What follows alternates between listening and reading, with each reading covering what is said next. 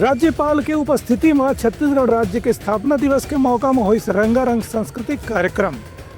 राज्य के कलाकार मन हुई हवे में शामिल।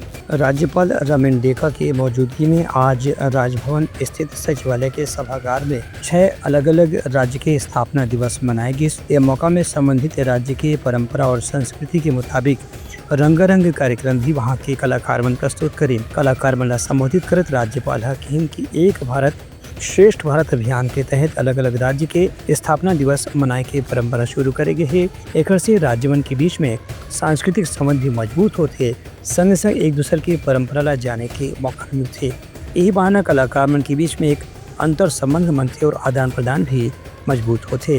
यही उद्देश्य के साथ भी ये कार्यक्रम के आयोजन करे जाते। Bureau report Uttarakhand news.